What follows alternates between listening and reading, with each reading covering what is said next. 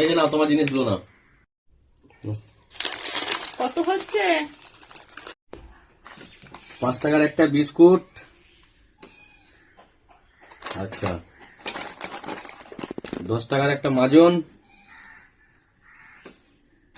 5 টাকার একটা লেস, তোমার হচ্ছে 5105 টাকা। দাঁড়াও, তোমার পয়সা দিচ্ছি, এই নাও।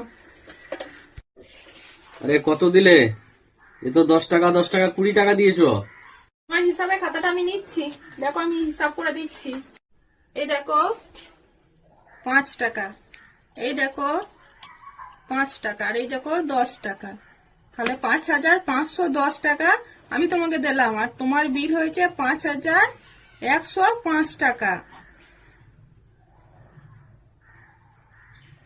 তাহলে